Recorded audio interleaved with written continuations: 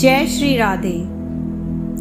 जिस प्रकार रसखान जी पर बिहारी जी ने कृपा की, उसी प्रकार हमारी किशोरी श्री राधा रानी ने अपने एक मुसलमान भक्त गुलाब खान पर कृपा की। बरसाने की पीली पोखर से प्रेम सरोवर जाने वाले रास्ते से कुछ हटकर वन प्रांत में एक पुराना चबूतरा है, जिसे लोग गुलाब सखी का चबूतरा कहते हैं। ये बहुत ही प्यारी एक सत्य घटना है। कुछ समय पहले की बात है। बरसाना गांव में एक गरीब मुसलमान था, जिसका नाम गुलाब खान था। बरसाने में ही उसका जन्म हुआ था। जिस रज की ब्रह्मा शिव कामना करते हैं, उसका जन्म से ही उसे स्पर्श प्राप्त था। बरसाने के ब्रजवासियों का उसे संग मिला था और उन्हीं की तरह बरसाने की लीला स्थलियों की रज गुलाब खान अपने मस्तक पर लगाता था। वह बहुत ही भावुक और सरल था। पढ़ा लिखा कुछ नहीं था, पर सारंगी अच्छी बजा लेता था।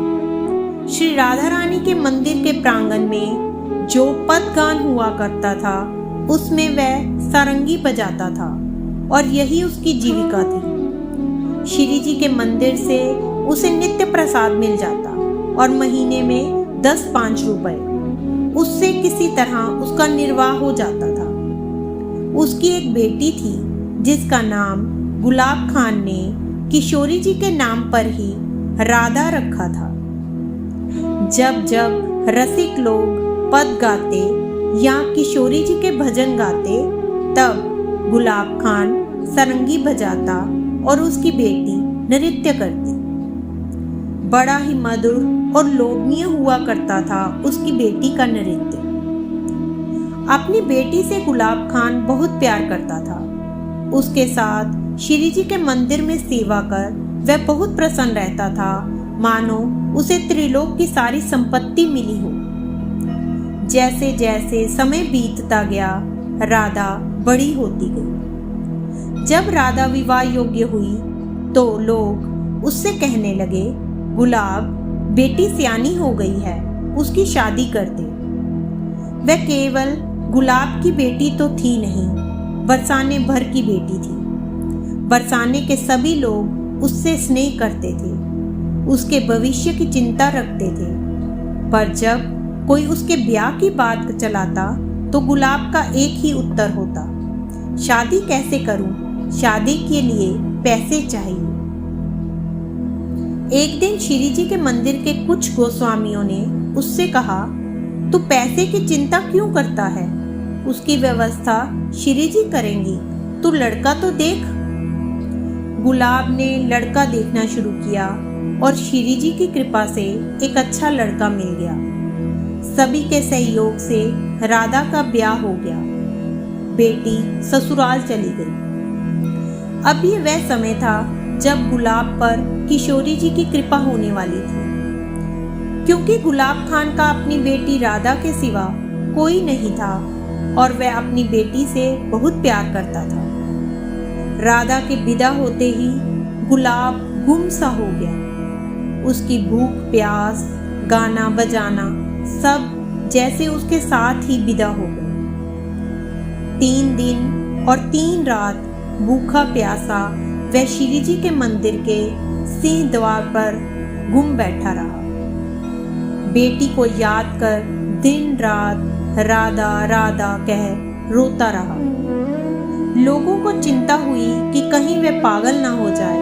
उन्होंने उसे बहुत समझाया, पर किसी के समझाने बुझाने का उस पर कोई असर ना हुआ। उसका विरह बढ़ता गया। वह सिंह द्वार पर या तो गुमसुम बैठा रहता, या राधा का नाम ले लेकर आहें भरता रहता। तीसरे दिन रात 12 बजे जब वह आंखें बंद किए बैठा था, उसे सुनाई पड़ी अपनी बेटी की आवाज, बाबा मैं आ गई, सारंगी नाय बजाएगो, मैं नाचूंगी। उस समय वह सो रहा था या जग रहा था, कहना कठिन है। मूंदी हुई आंखों से उसने देखा कि वह सारंगी बजा रहा है और उसकी बेटी नृत्य कर रही है, पर उसकी पायल की झनकार में आज मन प्राण को हर लेने वाला जैसा आकर्षण था, वैसा उसने पहले कभी अनुभव नहीं किया था। उस झनकार ने उसकी अंतरात्मा तक को झकझोर दिया। उसने देखा कि ये उसकी बेटी तो नहीं, स्वयं राधा रानी है, जो उसकी बेटी की तरह ही नृत्य कर रही है। ये उन्हीं की पायल की झनकार है जो उसके कानों में अमृत उड़ेल रही है। सजल और विस्फारित नेत्रों से उनकी ओर एकटक देखते हुए उसने कहा, बेटी। और जैसे ही कुछ और कहने की चेष्टा हुई, स्नेह से कांपते और डगमगाते हुए वह आगे की ओर बढ़ा। वे भागी मंदिर की ओर और वह भागा उनके पीछे पीछे। इसके पश्चात गुलाब को कभी किसी ने नहीं देखा। उसके अकस्मात बरसाना से अदृश्य हो जाने की बात सबके लिए एक पहेली बनकर रह गई। लोगों ने समझा कि उसने बेटी के विरह में देह त्याग दिया होगा। किशोरी जी का अच्छा सेवक था। सब लोगों ने बात करके मंदिर के थोड़ा सा ही आगे एक चबूतरा बनवा दिया और उसका नाम रख दिया गुलाब खान का चबूतरा। सबने अब ये मान लिया कि गुलाब खान अब इस दुनिया में नहीं रहा। कुछ दिन बीते, महीने बीते, साल 2 साल बीते। एक समय की बात है, गोसाई जी श्री जी की सेवा करके मंदिर से नीचे उतर रहे थे। तब उन्हें एक आवाज आई, गोसाई जी, गोसाई जी। उन्होंने पलटकर पूछा, कौन? मैं तिहारो गुलाब, कहता हुआ गुलाब सामने आ गया। उसे देख गोस्वामी जी अवाक रह गए। तू तो मर गया था ना? उन्होंने साहस बटोर कर कहा। गुलाब ने सिंह द्वार पर श्री जी के दर्शन की घटना सुनाते हुए कहा, मुझे श्री जी ने अपनी सेवा में ले लिया है। अभी शयन के पूर्व मैं उन्हें सारंगी सुनाकर आ रहा हूँ। ये लीजिए उनका प्रसादी पान। इतना कह उसने गोस्वामी जी को श्री जी का प्रसादी पान दे दिया। गोस्वामी जी ये देखकर चकित रह गए कि ये वही पान था जो वे अभी श्री जी के भोग में रखकर आए थे।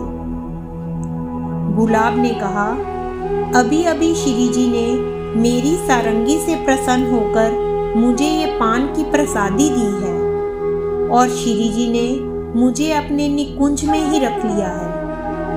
तब गोस्वामी जी की आंखों से प्रेम की अश्रुधारा बह निकली।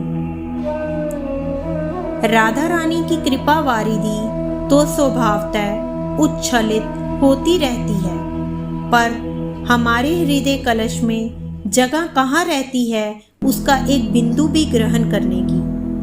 वह तो लबालब भरा हुआ होता है अनगिनत दोषों और अपराधों के कीचड़ से। गुलाब निर्दोष, निष्कपट और निर्बोध था।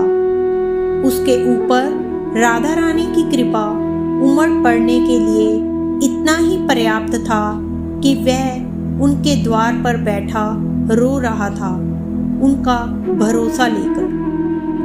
करुणामयी उसे अपने द्वार पर इस तरह रोते कैसे देख सकती थी। ऐसी और बहुत सी धार्मिक कथाओं के लिए हमारा चैनल श्री राधा रमणो जयती सब्सक्राइब करें और यदि ये कथा आपको पसंद आई हो तो अवश्य कमेंट करके बताएं। जय श्री राधेश्याम।